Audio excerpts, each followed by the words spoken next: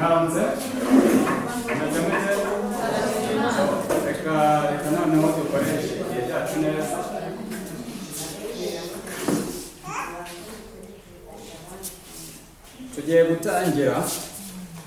tugiye gutangira indi topic yacu.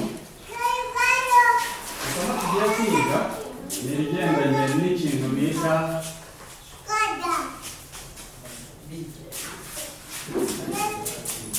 basoma wiki bije. Reka dutangire mbabaza ku tubazo hano dukeya.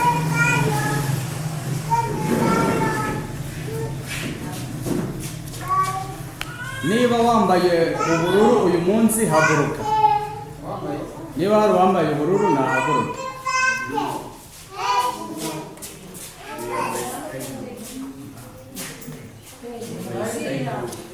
Haguruka niba wambaye ubururu.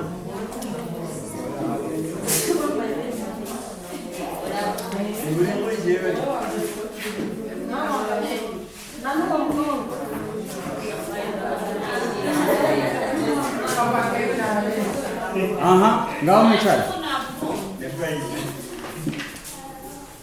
Umuntu wasohoye ku gafaranga muri iki gitondo nawe nahaguruka. Wasohoye ku mafaranga iki gitondo.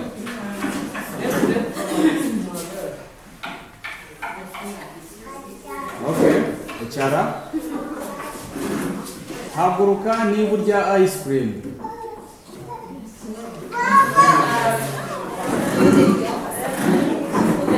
Mwicare uko tugiye noneho gutangira ngiye kubabaza ibibazo noneho byanyabyo nagira ngo numve ko mwagasobanukiwe. Haguruka niba hari agafaranga uzi wizigamiye.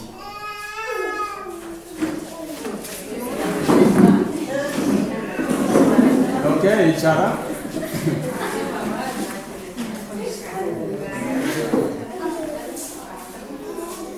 Haguruka niba uzi amafaranga winjije mu cyumweru gishize.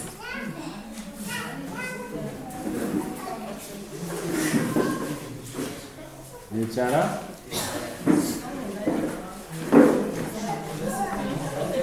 Haguruka niba uzi ibintu ugomba kugura muri kuno kwezi.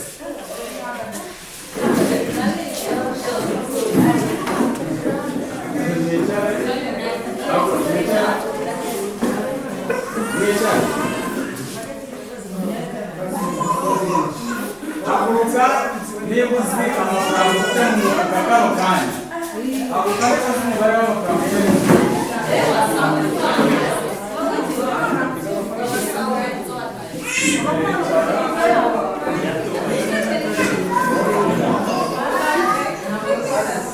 hari wahise avuga ngo ngenda yazi ni zero. Ngo ni zero, ngo ndayazi.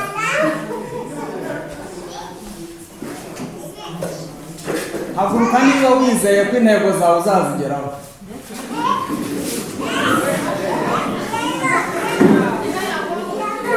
Ngaho icara.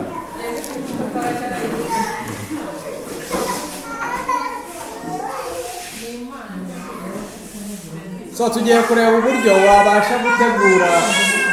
Tugiye kureba uburyo wategura bije yawe kugira ngo ugere ku ntego zawe. Abana mbacecekeshe.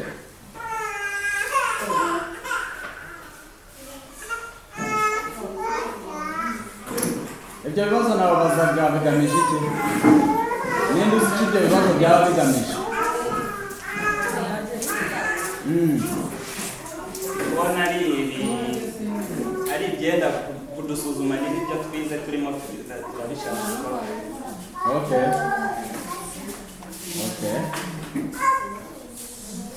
Aya magambo yose aragira ngo asuzume niba amafaranga ubasha kuyitaho, niba uburyo yamanaginga muri make. Rero kano kanya tugiye kwiga igikoresho wakoresha kugira ngo kigufashe mu buryo usohora amafaranga, ukamenya yinjira, ukamenya asohoka, ukamenya n'uburyo ugomba kuyakoresha neza. None mu gutekereza kwanyu budget ni iki? Budget ni iki?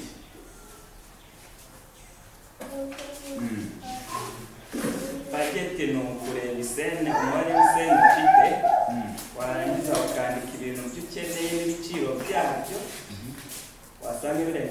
ukaba wabigabanya hanyuma ugakora lisiti y'ibintu ukeneye ukurikije neza. Budget ni ukubara ibintu hanyuma n'amafaranga ufite ukagenda ubigabanya ugenda ureba ko buri kimwe cyabasha gukurikira.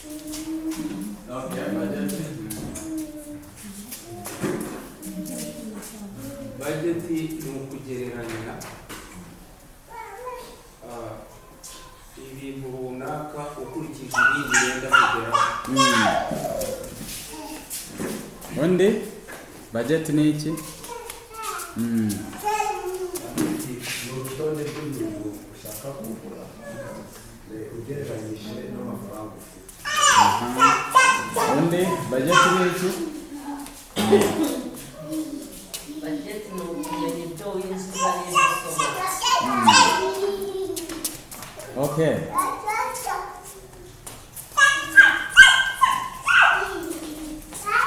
Budget iba mu mutwe, ku rupapuro, hehe?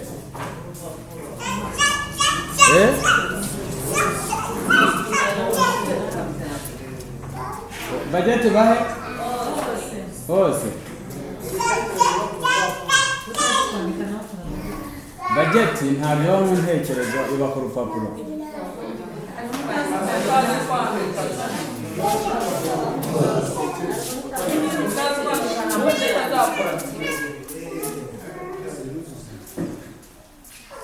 Ntabwo budget itegurirwa mu mutwe.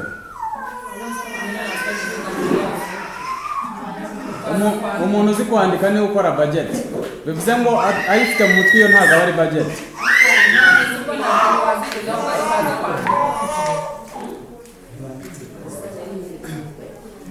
Umuntu utazi kwandika ahiga udufoto. Niba ari ikaramu, agafoto k'ikaramu akakabamba ku gikuta. Niba ari umwenda, agafoto k'umwenda kakabamba ku gikuta. Cyangwa akabishushanya. Akaba azi ko ibi n'ibi niba ari byo akeneye.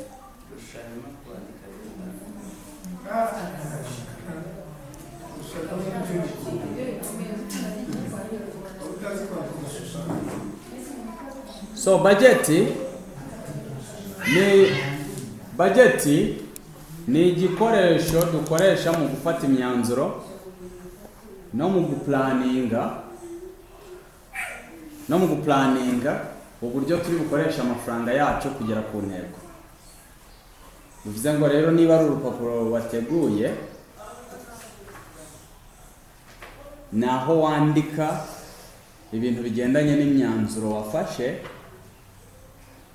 ugaplaningira amafaranga yawe neza kugira ngo abashe kugeza ku ntego zawe.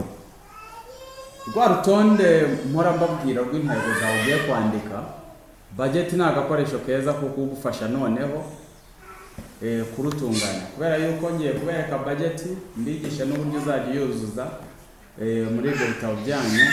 Harimo urupapuro rwayo muzajya mukora kopi, mukajya murukoresha. Ukaba ufite kopi nka 20 zashira ukajya gukoresha izindi, wowe ukajya utegura ku mpapuro zawe. Urumva? So rero kuri bamwe batekereza ko budget ari plan, ariko byose ko wabyita kose upfa kuba wasobanukiwe icyo ari cyo. Reka turambure bya bitabo byacu.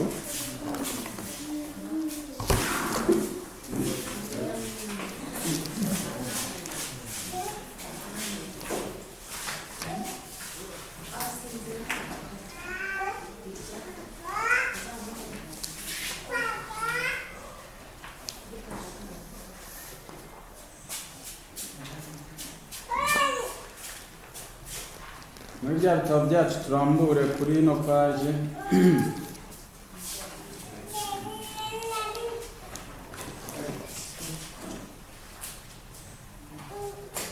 Nimurebe kuri page ya 31.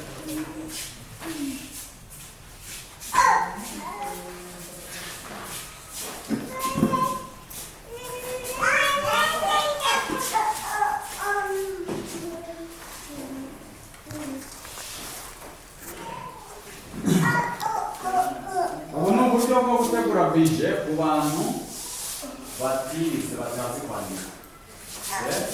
Mwabibonye? Umuntu utazi kwandika murayishushanya. So rero tugiye gufasha uwo muntu gutegura iyo bije y'ukwezi. Aha.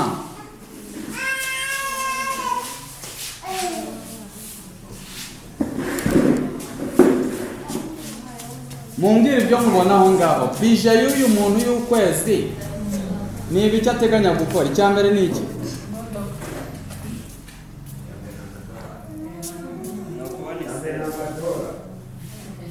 Sena zo gukora iki?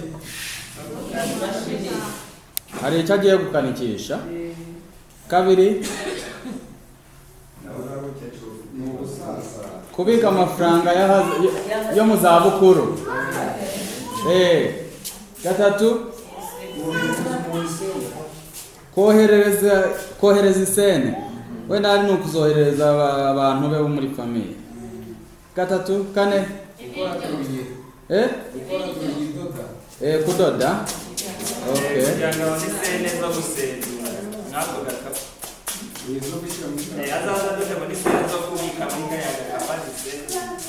Okay. Aha, ikindi.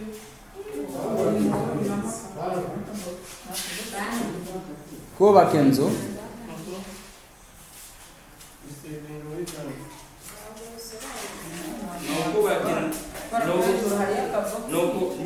Ni senezo ya savings mwako ka box azazikuramo yubaka inzu yo gukodesha yongera zi savings zivuyemo. Okay. Ikindi. Kugura imodoka. Ikindi.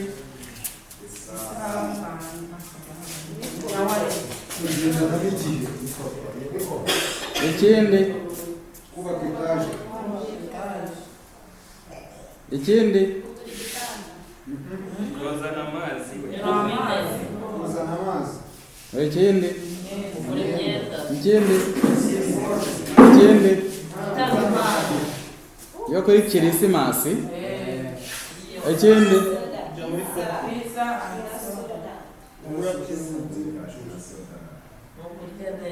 Aha, ikindi. Ikindi. Amazi n'amashanyarazi. Ikindi. Ikindi. Guteganiriza y'uburwayi. Okay.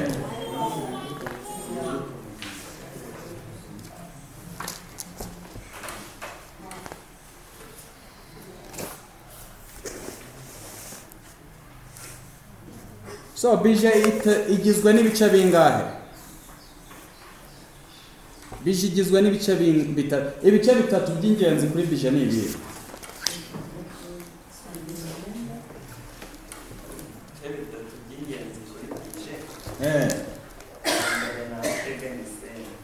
Nawe uteganyise. Aho uteganyise naho zizava zinjira zizava he? Aha, igice cya kabiri. Undi. Igice cya kabiri. Uburyo zisohoramo. Uburyo isene zawe zisohokamo. Naho igice cya gatatu.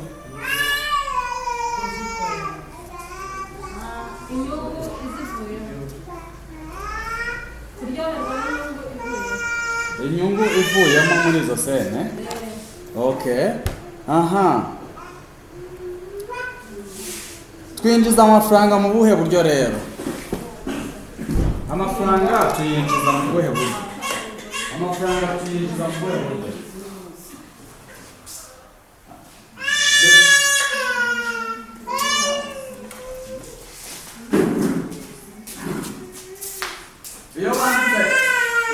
Iyo bavuze ijambo income ni amafaranga yinjira. None amafaranga tuyinjiza mu buhe buryo? Uburyo twinjizamo amafaranga mu buhe buryo? Mu gucuruza. Gucuruza. Kabiri. Guhinga. Guhinga. Gatatu. Kwiguriza.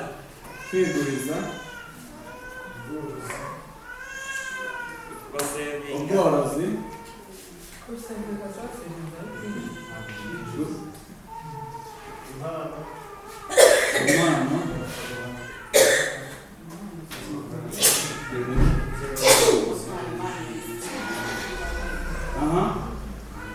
ahandi sene zinjira zite guhembwa ku kazi guhembwa ku kazi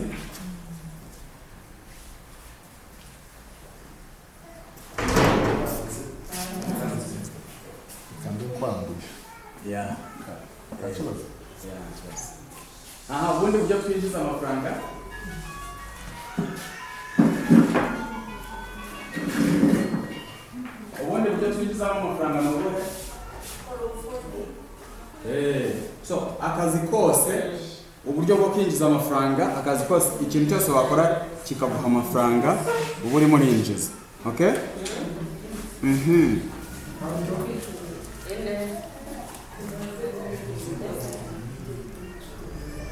Hari uburyo bwinjiza amafaranga ahoraho ukaba uzi igihe ayo mafaranga azinjirira. Hari n'amafaranga aza mu bihe bitandukanye wenda utanayateganya. Hari uburyo bubiri amafaranga azamo. Twamaze gusobanura ubwinshi bwawe bitari kugira inama udasobanukirwa bashyize ku mwanzuro bageti y'iki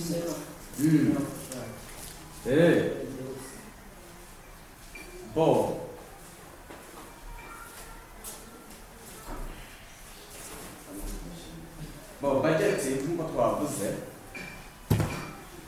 ni agakoresho ukoresha nk'uko wabonye aho ngaho urwo rupapuro kugira ngo rugufashe mu gufata imyanzuro myiza, urumva, no gupulaningira amafaranga, gufata imyanzuro myiza no gupulaningira amafaranga yawe kugira ngo ubashe kugera ku ntego. Murumva? Ni igikoresho ukoresha mu gufata imyanzuro y'uburyo uri gupulaningira amafaranga yawe kugira ngo ugere ku ntego. Ikibazo dukoresheje ijambo igikoresho umugore wabasha kubaza ko mu cyongereza ni tool, basha kubaza muri baketi cyangwa iki rero sinzi ko kugira nimba coba ari igikoresho cy'inyandiko igikoresho tuvuze ko ari igikoresho cy'inyandiko cyangwa urupapuro wanditse gahunda zawe ukeneye kugura kikaba n'igikoresho cyo kugeza cyo kugira ngo ugere ku ntego zawe. Murimo murabisobanukirwa? Turi kucyita igikoresho kuko n'ubundi ni ikintu wifashisha, ikintu cyose wifashisha akaba ari agakoresho niyo rwaba ari urupapuro. Utekereza ko ari iby'ingenzi cyane kugira inzira zitandukanye zikwinjiriza amafaranga? Bifite agaciro ki kugira inzira zitandukanye zikwinjiriza amafaranga? Agaciro bifite kuba wagira inzira zitandukanye zinjiza. Agaciro kabamo nuko imwe iyo yanze ziriya zindi zirakoze. kandi winjiza byinshi mu gihe gitoya. Zituma ubasha ngo mu biharanira byose ni byiza kwagura amayira ukoresha mu kwinjiza amafaranga. Ntube winjiriza hano. Hari abantu bavuga ngo amagi yawe uyabitse mu gitebo kimwe yose ashobora kukumenekana. Hari igihe zimwe imera nk'iyifunze izindi zigasigara ziri kugufasha.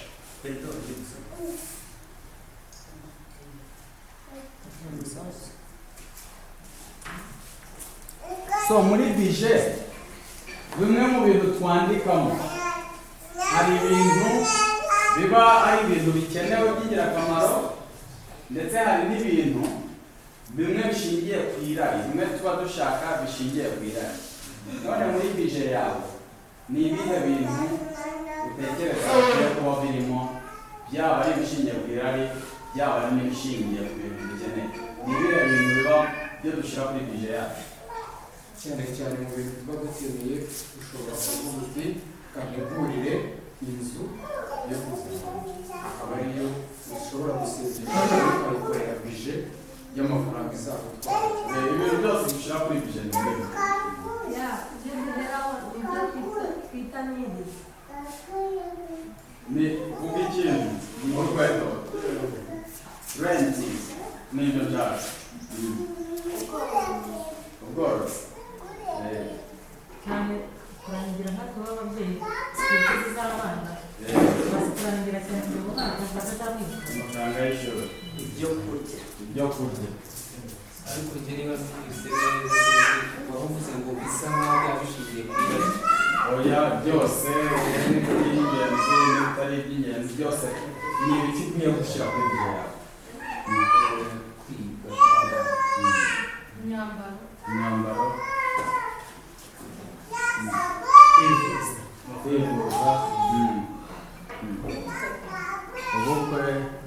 N'umuntu w'itabi yavuga ati kuno kwezi nzanywa ubukarito 5 bw'itabi, nawe yabishora. N'umuntu w'inzoga yavuga ati nzanywa amacupa 10 ya byeri muri kuno kwezi, akabishyiraho. Mbese ikintu cyose iyo wacyanditse bigufasha kutazafata umwanzuro mubi ugakoresha amafaranga uko utabigeneye. Kuri bije buri kimwe cyose gishyiraho. kugura ibitari kwishyura umuriro w'amashanyarazi Kwishyura? umuriro w'amashanyarazi Kwishyura umuriro w'amashanyarazi. Kuri bije ibintu byose ubishyiraho.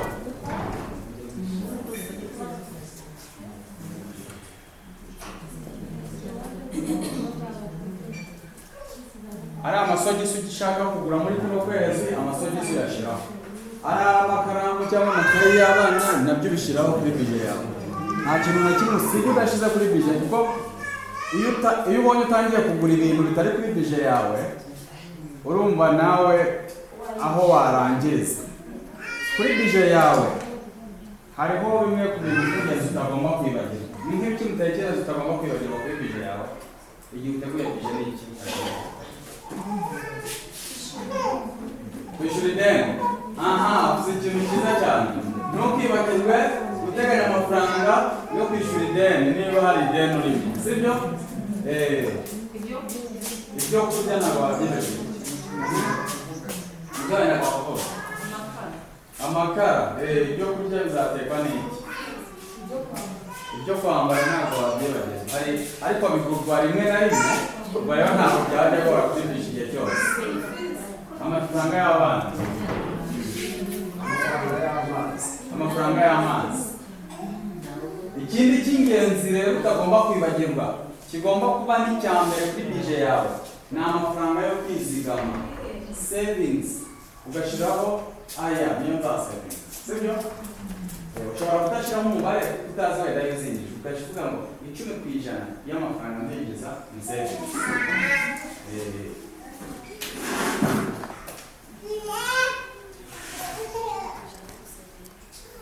So hari ufite ibibazo ku bigendanye na biriya bice by'ingenzi kuri bije? Twabonye igice cy'amafaranga yinjiye, igice cy'amafaranga yasohotse, hamwe na kuko amafaranga winjije.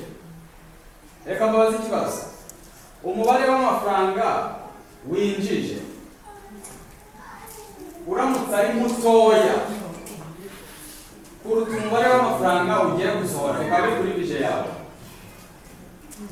iyo bije ihagaze ite? iyo bije babereka yuko irimo igihombo. Ntabwo ari igihombo, hari ideni ugomba gufata ahantu runaka, sibyo? Muri make ayo ugiye gusohora ni menshi kuruta ayo ugiye kwinjiza. uvuze ikintu cyiza nanjye nashaka kubazaho, nari ngiye kubaza nti uramutse ayo winjije uyakoreye bije ukabona ibyo ushaka kugura ntibiranakwira, wabasha kwizigama gute kandi tubonye ko kwizigama kw'ingenzi? Arabajije ngo uramutse ubonye ibyo ukeneye ari byinshi cyane bitagurwa n'amafaranga yo ugiye kwinjiza, ayo ugiye kwinjiza akaba ari make, wakwizigama ute? Nicyo kibazo twabazaga cyagiye ibikenewe ni byinshi kandi ntabwo wabimaranye. Ngaho ni mumunsubize, ni iki wakora uramutse ubonye ibyo ukeneye kugura ari byinshi kandi amafaranga ugiye kwinjiza ari make? Ni iki wakora? Yewe kubera ko kwizigama bikeneye nakoresha uburyo bwose nakura ko byose tubaha kwizigama kugira ngo n'ubundi bibazo kuko birakomeza no hanyuma bakunda gutabara.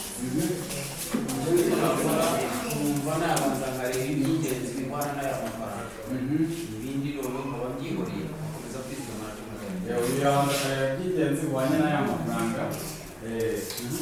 Biza yuko ubona amafaranga ubanza ugakura ayo kwiziga amafaranga none hasi ayasigaye ni ngombwa kubera ngo utamerera bitari biri muri ngombwa ukabanza ugakora ibya byangombwa bakwihangira kwizigama noneho ibindi bije ako kanya ukabyihorera.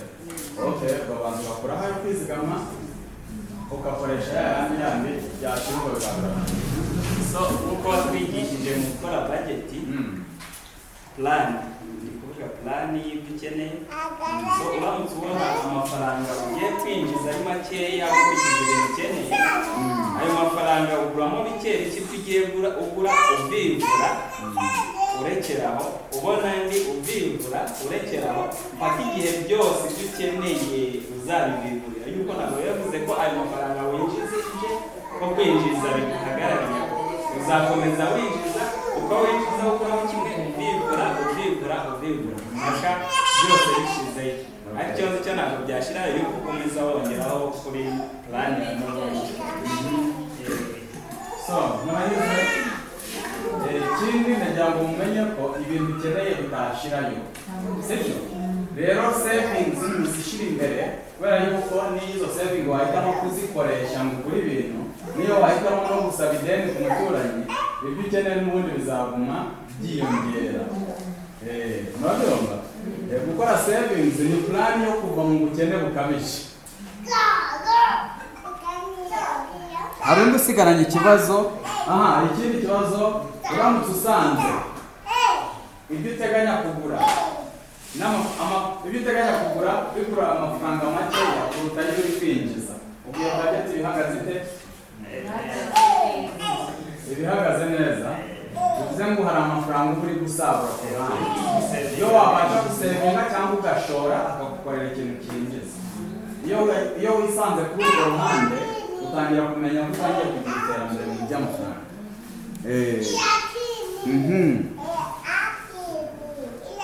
Tugiye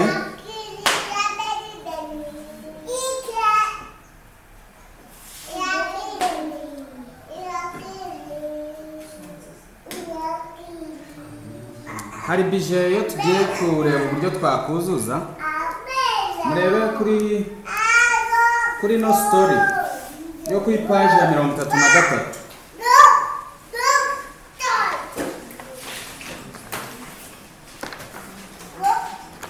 Murebe kuri page ya 33 na kangahe? Page ya 33.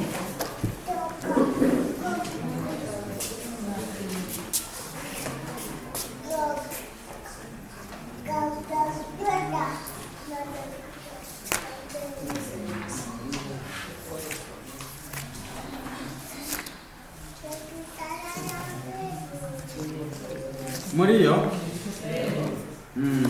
tugiye gufasha uno muntu gutunganya bije ye. Impamvu turi kubikora ibi ni ukugira ngo nutaha wamaze gukora kopi y'urupapuro uzajya ukoreshaho bije, sibyo? Uzabuze uburyo rwakuzuzwa.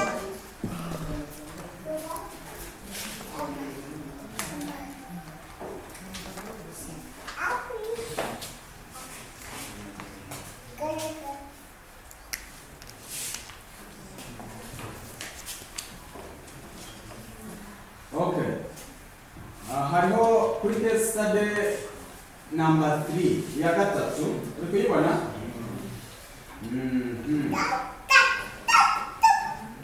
Hariho story y'umuntu bita nde?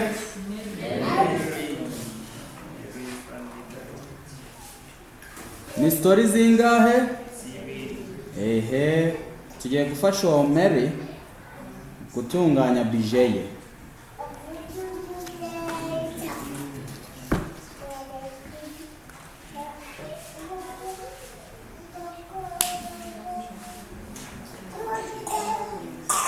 Ninde uri buza kudusomera? Kansome. Undi ari bubasemura, ninde urasemura? Okay. Natangiye. Mary's family budget part 1. Budget ya Mary y'igice cya mbere. Yesterday was the last day of the month. Ejo hashize wari umunsi wa nyuma w'ukwezi. And Mary and Musa decided to review their income. Mary na Musa bavugana ku bajya kureba mu mafaranga binjiza. First, they have a look at the income and expenses of her enterprise. Icya mbere babanje kureba mu mafaranga binjiza n'ayo bagiye gusohoza mu byo bagiye kugura. Mary came to the conclusion that her net income was $950. Mary yasanze amafaranga yinjiza ari $950 y'amadolari. Like the last month's, Nk'uko ukwezi gushize bimeze, Mary decided to contribute $800 for the family expenses Mary yahisemo guha umuryango we amadolari $800 kugira ngo umuryango ubyifashishe uburyo. and kept $150. Noneho wabika amadolari $50 gukora bajeti yiwe. For her personal. Musa's salary in carpentry shop was $600. Umugabo we Musa we amafaranga yinjizaga bamuhembaga muri iryo bariso yari $600 y'amadolari. They have decided to sell an old wooden table Musa repaired during his free time. bahisemo kuhita bagurisha urubaho Musa yari yakoze mu masaha yabo. A neighbor bought it for $70. Umuturanyi wabo yayaguze $70, yaguze amadolari.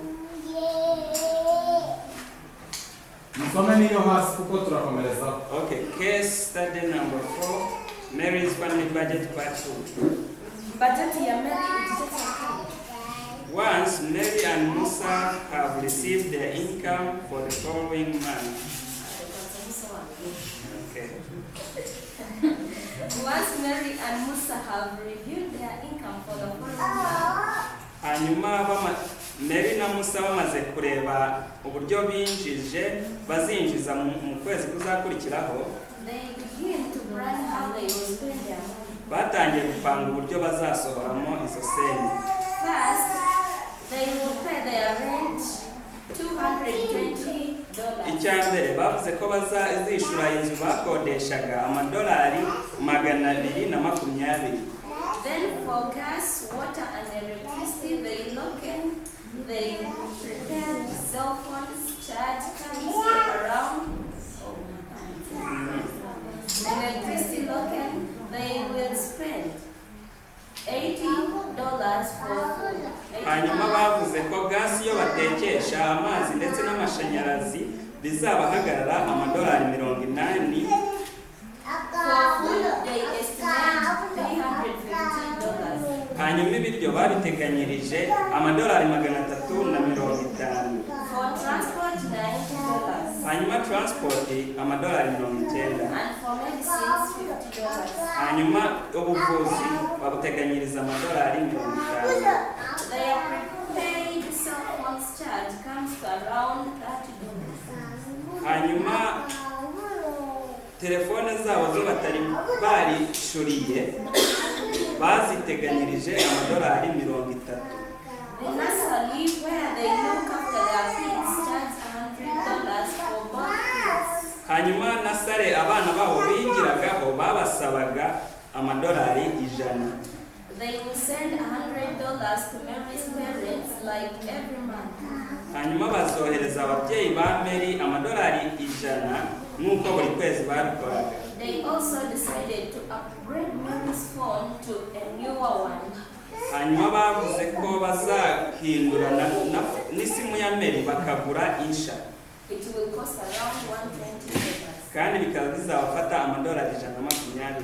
Mary keeps a part of her net income. Mary hari make kuyo yinjiza abikaho. This month, she calculates her personal expenses for the following month. Uku kwezi ari kubara ibyo asabwa kugura mu kundi kwezi. $20 for a new fabric that she wants to use for making herself a new dress.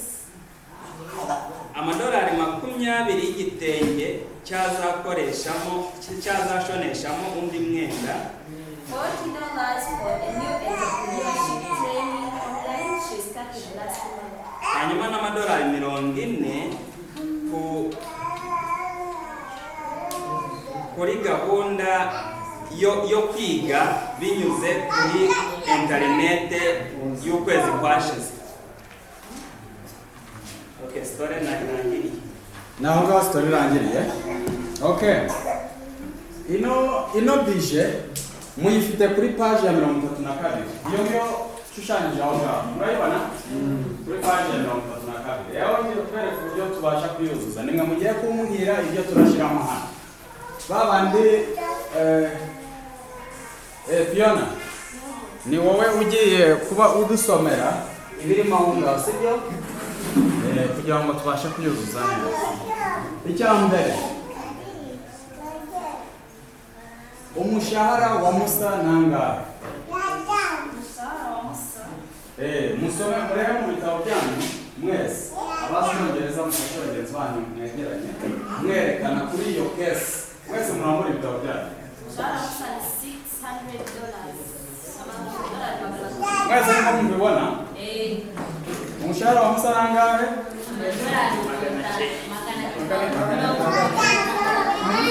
Angahe?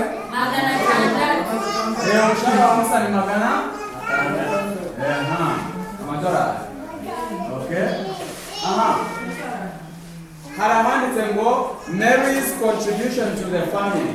Mary amafaranga atwerera umuryango nangahe? Umuryango utwerera $100 angahe? Yes.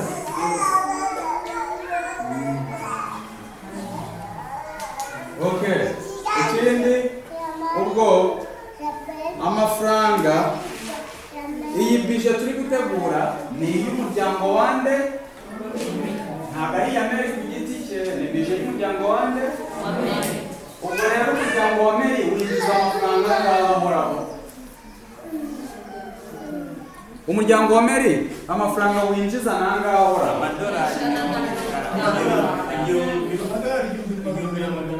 Ni amadolari 1,400 yinjira muri uno muryango. Bivuze ngo ibyo waplaninga byose wabiplaningira ku mafaranga yose yinjira. Andi mafaranga yinjira atari buri gihe ni ayahe yinjiye? Mu muryango musora muri irya kesi hari abantu bigeze kugurisha ikintu n'iki bagurisha? Ni intebe Imeza y'urubaho. Imeza y'urubaho yari ishaje bayigurishaho make kuri angahe? Amadolari 70.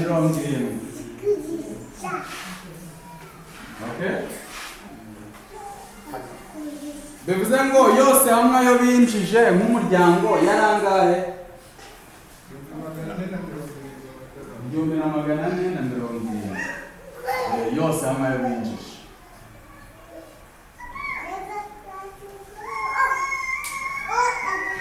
Okay.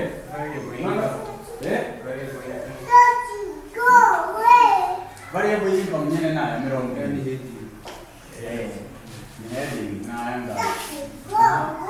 Amafaranga basohoye rero, amafaranga basohora kuri rent basohora angahe mu gukodesha inzu?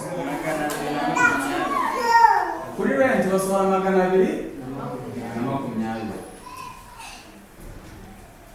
Ku mashanyarazi, amakara n'umuriro basohora angahe? 80.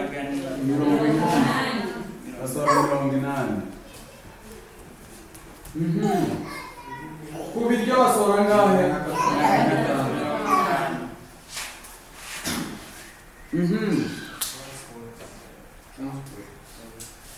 Kuri transport n'ubutembere basora ngahe?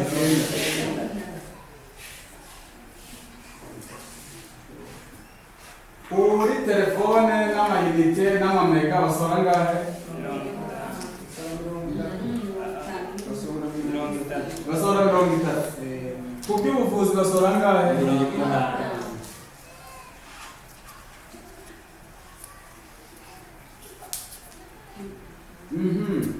Naho ku bigendanye n'amafaranga y'ishuri y'abana bo muri nasare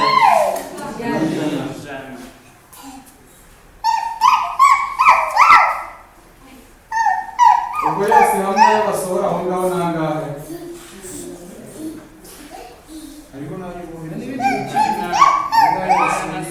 Hari n'ayo basohora ayo basohoye bijya biteganijwe bari bagiye kugura iki? kohereza ababyeyi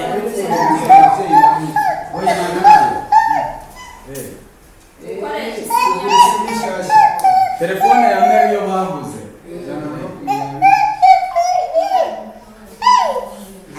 konti yarangahe?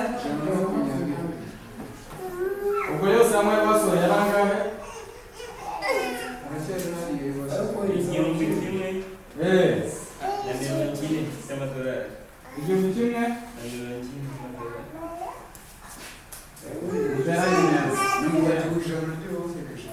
So hari aho wasimbutse money transfer to Mary's parents.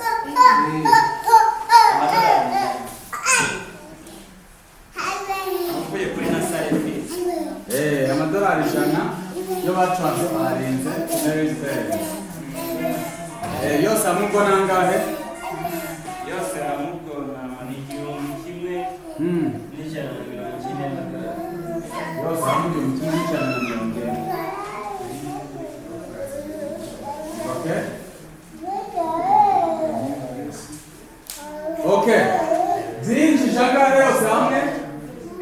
Ayo binjije yarangahe nk'umuryango? Basohora angahe? Dufasha ayo binjije tugakuramo ayo basohoye hasigara angahe? Hasigara 360. Hasigara 360.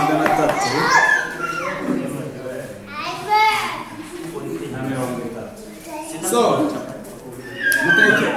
mutekereza ko ari ibintu byiza kuba wasohora amafaranga ukagira ayo usagura? Ni ibintu byiza.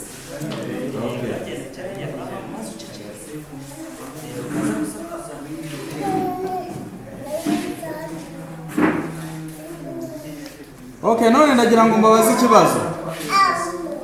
Kubera iki uyu Mary? Kubera iki Mary n'umuryango we? Kubera iki bategurira budget hamwe bicaranye? Ni izihe mpamvu zituma Mary n'umuryango we bicara bagategura budget bari hamwe? Ntugumvikane kugira ngo bungurane ibitekerezo, kugira ngo hatazagira uwitwaza undi.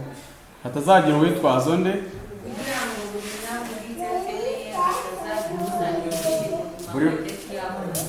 Buri wese avuga icyo akeneye. Mwirinde gusesera. Ino bije bayitegura ryari abangaba? Abangaba bije yabo bayitegura ryari?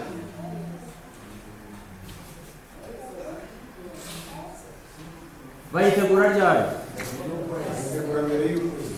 Ukwezi gutangiye cyangwa kurangiye? Aha, uyu muryango amafaranga yinjiza ahoraho nangahe?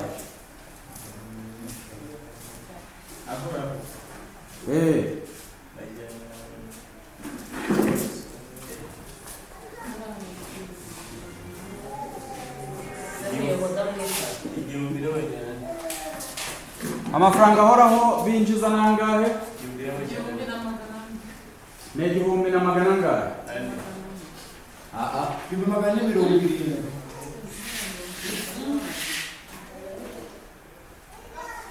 Aya ngaya? Oya. Bahora se bagurisha imwe?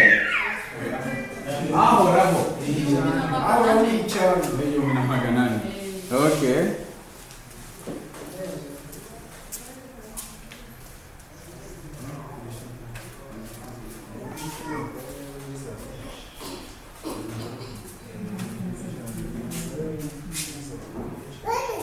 Dukuyemo amafaranga yose baba basohoye, uyu muryango winjiza ngahe ayo usigarana? Dukuyemo ayo basohoye yose, uyu muryango usigarana ngahe? 330, iyo niyo bita net ayo binjiza avuyemo gusohora. Yes, ikibazo gani? Batubwiye yuko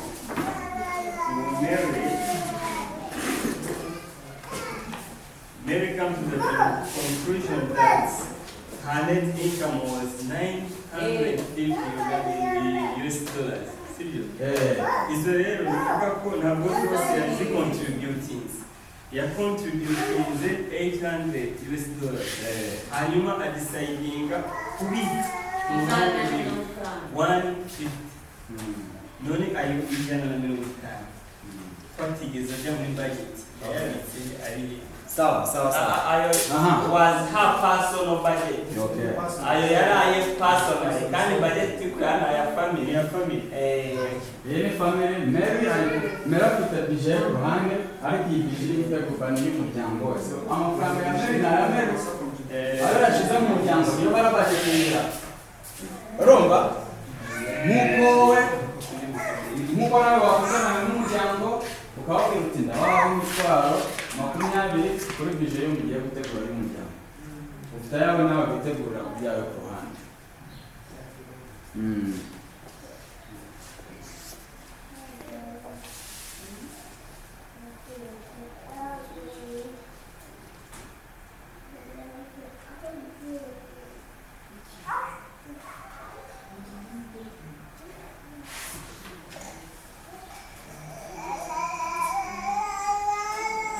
So rero nyuma y'ibyo Mero ashatse noneho yategura budget ye ku giti cye.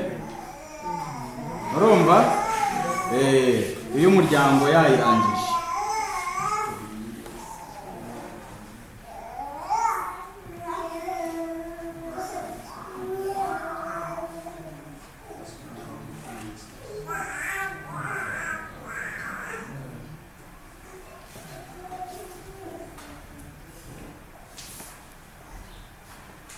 Ngaho musome case study number 4. Umwe arasoma undi asemura. Number 4 twayisomye. Okay.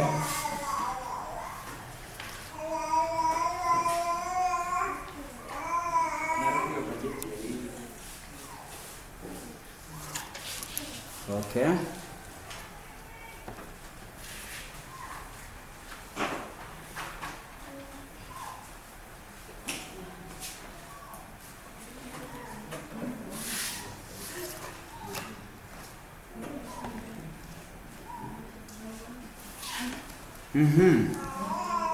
Ni gute rero?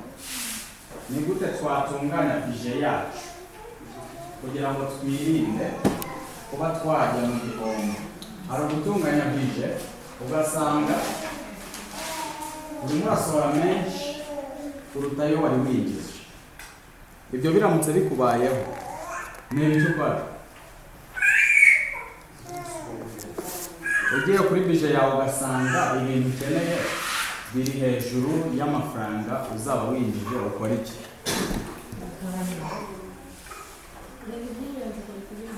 Urabigabanya cyangwa ukabicamo ibice.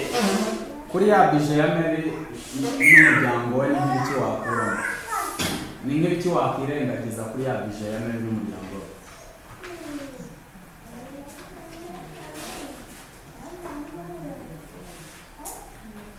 Harimo telefone. Gutembera. Okay. Ibindi? no kohereza amafaranga. Kohereza amafaranga. Ikindi? Ni ibyo ngibyo wakuramo. So murambure kuri case study number 5 ni kuri page ya 38 umwe asome undi asemura.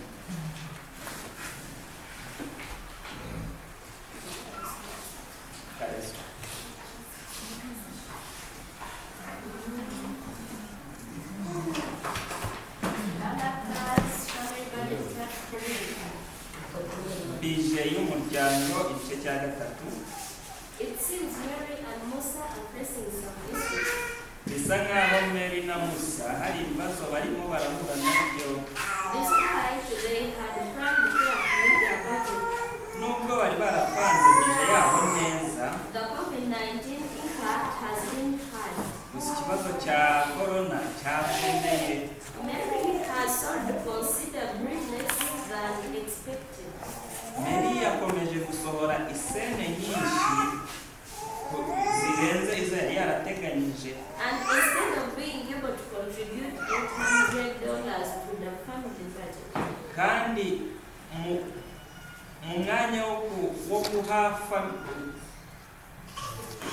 mwanya wo gutwerera famire amadolari $800 kuri bije yabo, she will only be able to put up $600. ntabwo azayabona ahubwo azabona amadolari $600. On top of that, the neighbor decided to give back the piece of furniture as it did not satisfy him. Kandi ibirenze ibyo wa wundi yagurishije y'ameza amadolari $700 ari bwayimugarure amusubize isene ze kuko itamunyuze. So they had to give him back the $70 he had paid. So ubwo kubw'iyo mpamvu ya madolari $700 bari barabishuye yayamushubije, ya madolari $70 yayamushubije amusubiza ineza ye. At the expenses level, because of spending a lot of time at home. Kandi bari gushora menshi kuko atari gukora ari kumara igihe kinini mu rugo. The gas, water and electricity bills increased to $120. Kandi kuko bamara igihe kinini mu rugo, ya gasi yo gutekesha n'amazi n'amashanyarazi babikoresha cyane ngo byiyongeye ku madolari $120. Instead of 80 planned. Mu mwanya wa yayandi $80 bari barapanze kuri bije yabo. On top of that, their food expenses also increased to $450. Kandi birenze ibyo kuko bajyaga ku kazi noneho bakabirirwa mu rugo, ibyo kurya byiyongeye ku madolari $450.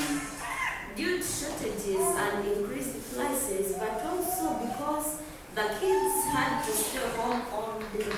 Kandi no kurira cyane kw'ibyo biryo byatewe n'uko ibiciro byuriye kandi n'aba banyeshuri bakabirirwa mu rugo umunsi wose.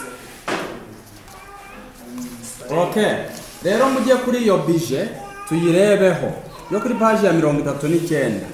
Umushahara wa Musa ni uwuhe nanone? Murebe kuri iyo bije byanditsemo umushahara wa Musa nangahe? $600. Mary atanga gahe muri family? Amadolari $600. Ubwo yose hamwe nangahe yo winjiza? $120.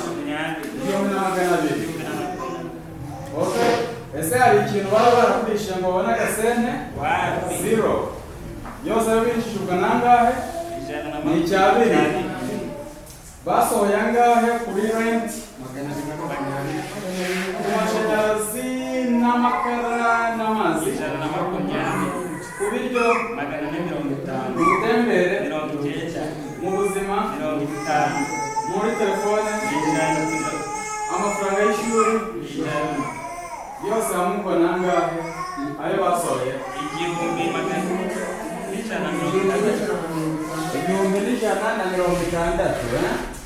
$1,160. Aha, telefone nshya ya Mary yose ayo basohoye? Aha, ubwo dufashe amafaranga binjije tugakuramo ayo basohoye basigaje angahe? Ideni ry'angahe? Ideni ry'amadolari $80. Okay, ikibazo rero urebye aho ngaho ni gute twafasha uyu Mary n'umuryango we kuba bakemura icyo kibazo cyo kujya mu ideni? Bagikemura bate kugira ngo bataza kwisanga mu ideni kuri iyo bije? ibyo wakora ariko akora iki ibyo bakwiriye gukuramo ibiki niba ari n'isimu ya mbere bayikura nk'isimu ya meri bayikuremo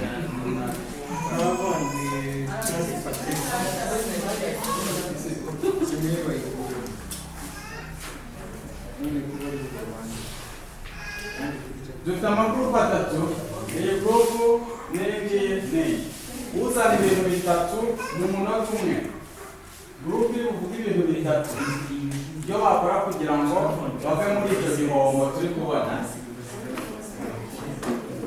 ndayihemba tuno tuntu umunota umwe mubyandika ku rupapuro gurupe irabimpa mbere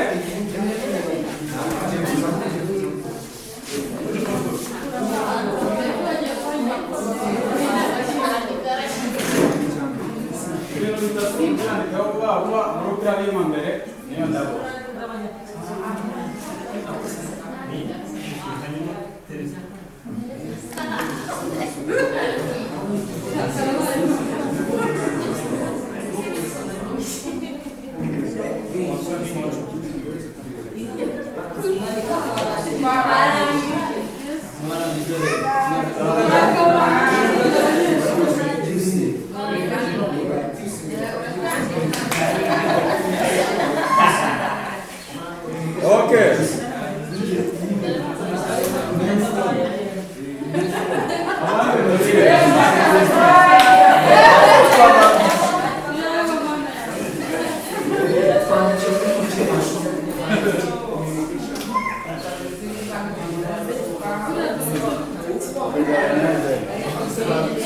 Bon, groupe ya mbere yanditse ko telefone yavamo iby'ubutemere bikavamo n'amafaranga yohereza famille.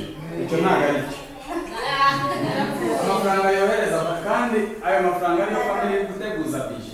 Turi kubaza icyo famille yakura muri ibyo bije kugira ngo bave mu gihombo.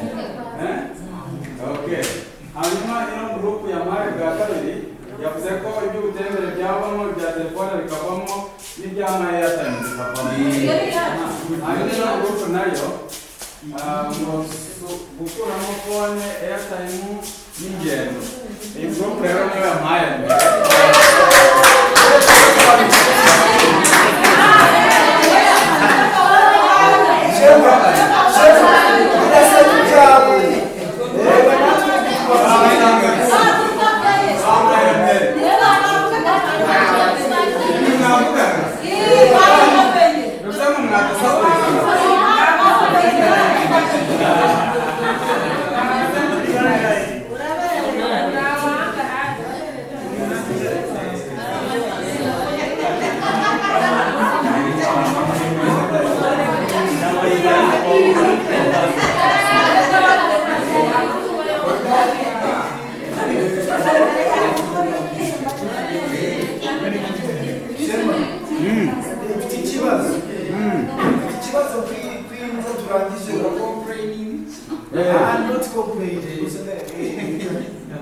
Ni ikibazo ndi kubaza ntabwo ari uko ahangaha hagaragara yuko umuntu yagurishije ameza yaje kuyamugaruza akamuhereza n'amafaranga yiwe. Ese ibyo bintu muri bizinesi twemerewe kubikora? Umuntu wagurishije umuntu ikintu habamo ritani iyo harimo damage muri business ritani bamute gute umuntu ashaka kuri bafu wawe n'iduka akagenda iyo ashyitseyo akitegereza akabona harimo akantu ahita yikugarurira kandi akamusubiza iyo harimo damage umusubiza ubwo wabikora kikare wayimeriye harimo damage yarahise agenda baza aba bazungu bateye imbere se ikintu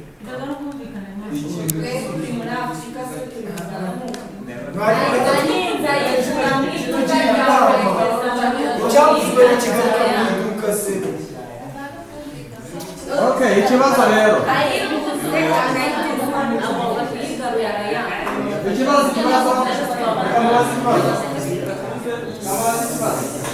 Utekereza ko gutegura bije bigoye cyangwa byoroshye? Gutegura bije biragoye cyangwa byoroshye? Utekereza ko gutegura gutegura bije bigoye cyangwa byoroshye? Biragoye. Kubera iki bigoye? aya biroroshye. Kubera iki bigoye? Ni bande bavuga ko bigoye? Babuze. Aha, kubera iki bigoye? ushobora gupanga bigapana ukagwara ukagwatsa impamvu ngewe biza ko bigoye bisaba ngo icyambere uzi umubare uba waragiye ku ishuri kuko utaragiye ku ishuri umubare ntabwo gutegura bije ni ukugira urutonde rw'ibintu ukeneye, sibyo? Ntabwo bisaba imibare, wakoresha n'udufoto ukaba uzi ngo iki kigura aya ngaya. Gutegura bije ntabwo ari ibintu bigoye, ahubwo keretse iyo utarabikora wowe wenda. Akamaro ka bije ni iki? Akamaro ka bije ni iki?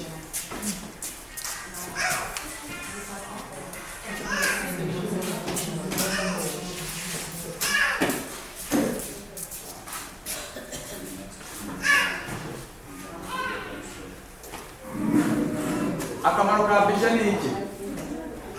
Yes. ni ukugira ngo hose gutegura kugira ngo uranegera amafaranga yawe utazasesagura cyangwa se ngo uyihungabane. Ikindi?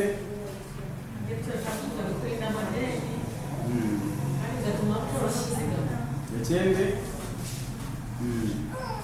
kwirinda gusesagura ukugura ibyo utateganyije. Okay.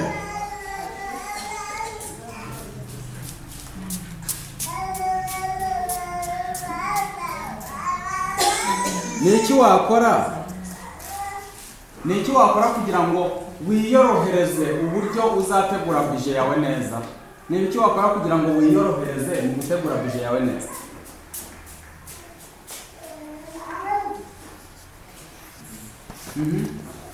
ni ukubanza ukitegereza neza witonze ukabara ayo uzinjiza kugira ngo umenye uko ukuraningira ayo uzaba ufite kugira ngo nyine bije yawe utazaba uri hejuru ukaba uri muri ruswa. Okay. Aha.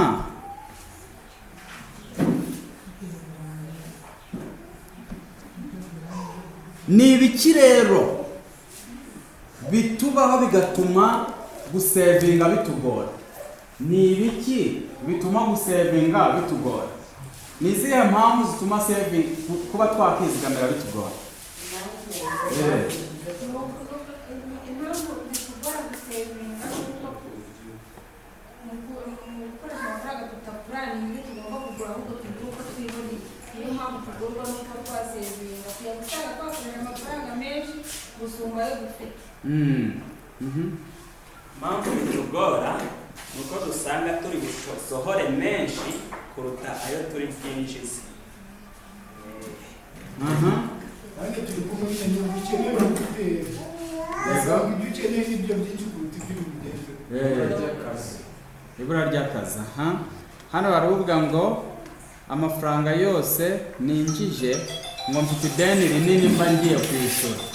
Ubwo gusevinga bikaba birapfuye. Undi ngo imiryango n'inshuti biba binkeneyeho amafaranga yo kubafasha.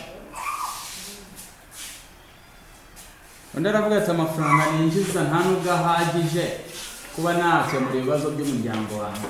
Ati rero gusevinga bikangora. Urumva ko ari bya bindi tunyuramo bya buri munsi, sibyo?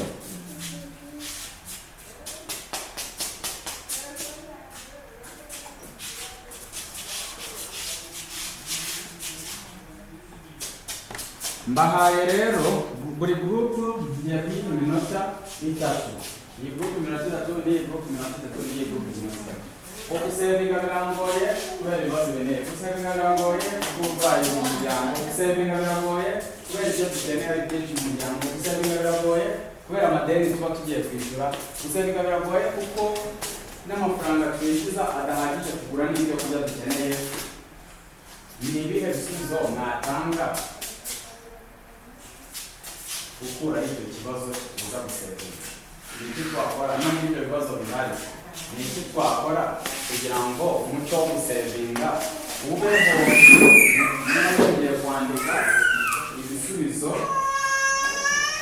by'icyo kibazo kinaniza abantu gusevinga.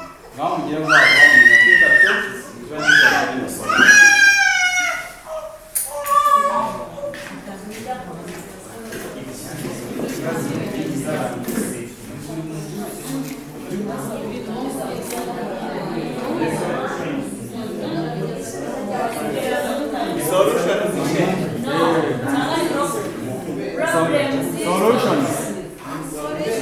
Solutions to the challenges of saving money. And what the proposal saving money?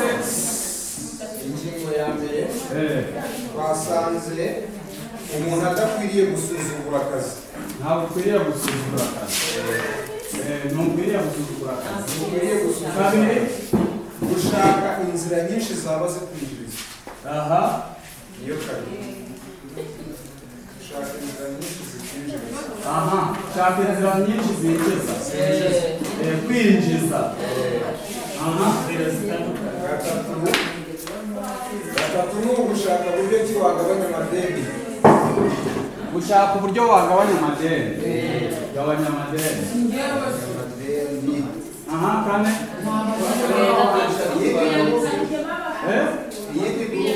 Indi group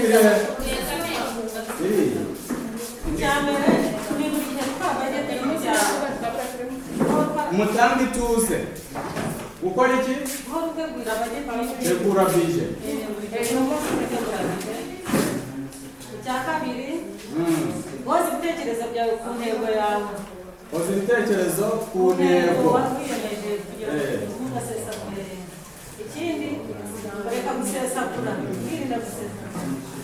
Aha, kwirinda gusesagura. Noneho ikindi kureba ibintu by'ingenzi kurusha ibindi, Kwita ku bintu by'ingenzi. akaba ari byo ibitari ingenzi ukabireka. Hari ikindi? Indi group nayo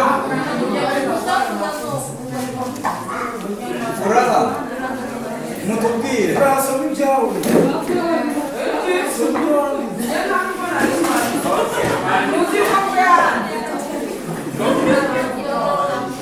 Kansoma ibyo twanditse. Murimo murandikira isomo niyo muri gusakuza. Twasomye ko dukwiye kureba kuri Murimo murandikira isomo nsigaje iminota mike. kugura ibintu by'ingenzi gusa, ibintu bitari iby'ingenzi tukabikuramo. Kugura ibintu by'ingenzi.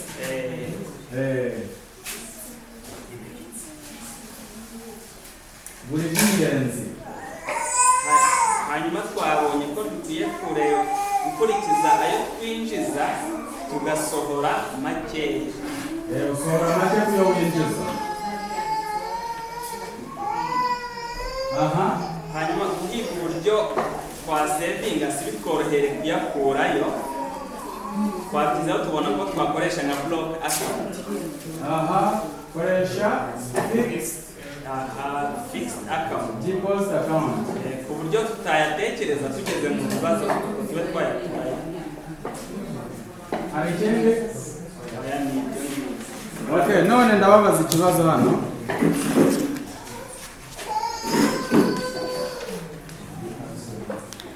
Ukore plan yo gusevinga na plan yo kwishyura amadeni yawe. Urumva? Ni byiza no gutegura plan yo gusevinga n'iyo kwishyura amadeni. Jya ugira amafaranga wihishiye ku ruhande y'ibintu bizajya bikubaho bigutunguye. Kandi uhindura imyitwarire yawe mu buryo usohora amafaranga. Mbese hindura umuco wo gusohora cyane ukubonye. Ni irihe somo ry'ingenzi waba wize uyu munsi? Ni irihe somo ry'ingenzi cyane?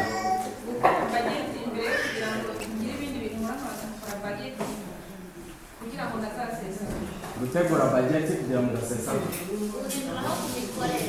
Guhindura ku mikorere. Gushakisha ibintu byanyinjiriza. Gushakisha ibintu byanyinjiriza kugira ngo ubone uko ukora budget neza. Gushakisha ibintu byinjiza kugira ngo ubone gukora budget neza. Kongera gukora. Guhoza ibitekerezo ku ntego ubwo umusoma ibyo wanditse. Kudasohora isene ku bintu bidakenewe. Kudasohora isene ku bintu bidakenewe. Aha. Yego.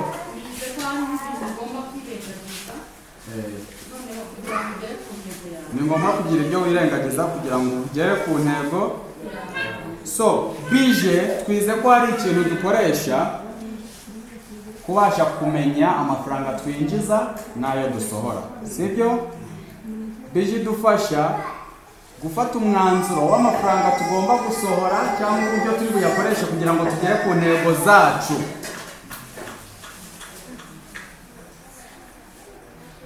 Bije idufasha kumenya neza amafaranga turi busigaze cyangwa ideni turi busigaremo igihe turaba twamaze gusohora amafaranga. Sibyo? So ibyo bintu rero twize uyu munsi ndagira ngo muri bya bitabo byawe urebe bije itujuje ube wayikorera fotokopi ujye ubasha kujya uyuzuza utegure bimwe mu bintu byawe. Ushobora ndetse no gukoresha urundi rupapuro akaba ari wowe wandikaho ukoresheje urugero rw'ibyo ubona muri icyo gitabo. Sibyo? Ukoresheje amagambo yawe mu Kinyarwanda. Sawa, murakoze cyane.